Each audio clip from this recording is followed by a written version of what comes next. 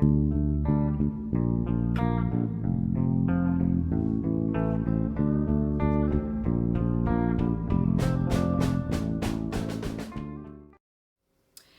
afternoon. I am getting ready for a trip to Cairns here in Australia. So that's where the Great Barrier Reef is.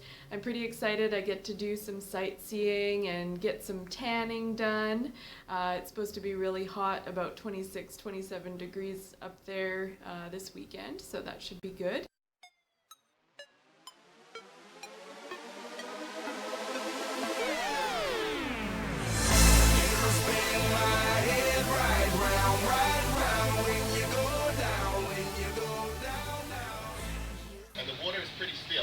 Going on, you easily think that was safe, and that's how animals fall victim to crocodiles. The crocs don't like to chase after their prey; they're pretty lazy, they like to sit around. But that laziness, that patience, is what really makes them deadly. Not their power or speed.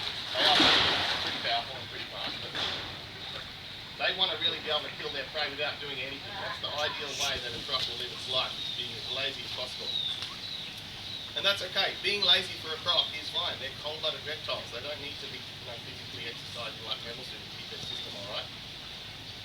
In the wild, obviously, they do have a lot more to worry about. They've got to go out and find their own prey. They've got to fight with other crocs and fight over females and stuff. So when I feed him, I am going to tease him a little bit because I do want him to do a little bit of activity. Otherwise, he sits around all week and does absolutely nothing, just waiting for the chicken. So yeah, I'll get him jumping around. I'm going to tease him a little bit, and that'll give you guys a good chance to see him, doing his thing too, which is pretty impressive. The girl here as well, she's kind of, you'll notice the girl's sort of staying out of the, direct path that he's looking for the chicken, but she is still there ready to grab it. If he slips up, she'll be in the right place. She'll be able to grab that chicken off him.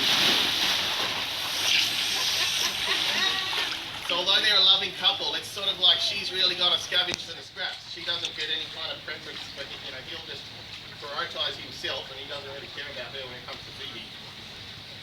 But considering how aggressive they are to their fellow, males aggressive to other males and females to other females, they are actually quite nice. When they're in a pair like this, considering they're not attacking and killing each other, that's about as romantic as it gets. And we actually have 5 of them breeding here now. So that's not for any reason in particular other than to keep them happy. Like in a lot of places they farm them for the skin. But we don't do that here, we just breed them because they're happy together. They don't try to escape when they've got a partner, which is one of the main benefits of keeping them in pairs. Because of course the big male croc instinct kicks in, he wants to get out. There's not much that can stop him if he wants to get out. Alright, I'll give him this chicken really soon. He's going to give us a couple more little jumps.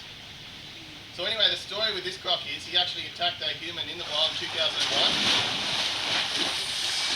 And it was a young girl, I think she was about 10 years old, and she was swimming in the Trinity Inlet, which is where he caught the boat this morning out of Cairns, but very far up the end of the inlet there.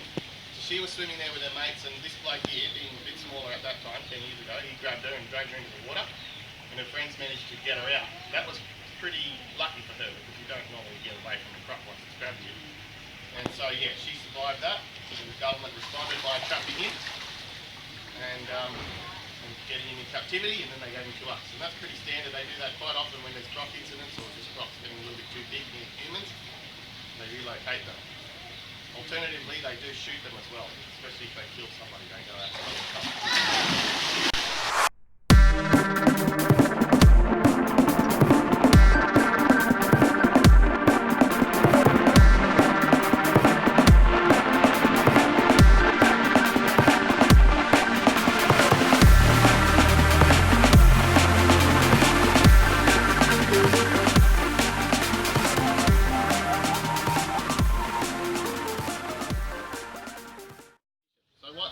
Generally is the downfall of crocs in the wild. Once they get to about 80 or 90, they get killed by other crocs, other competitive, males, alpha males sort of fighting each other. Cassius would have been the victim to that, I would say. So I reckon he would have died probably 20, 30 years ago if he was left in the wild. Whereas here, he's got no competition and he's getting regularly fed, so I reckon he could live another 20, even 30 years, I reckon. That's possible. I think likely it'll be more like 10 years. But yeah, I'll never know. He might outlive us all here. You never know. So, okay. I better clean that, please. Just hold on to that. I'll clean So live your life. You steady chasing that big car, just live your life. Ain't got no time for no haters, just live your life. Don't tell them where it'll take ya, just live your life. It's a living.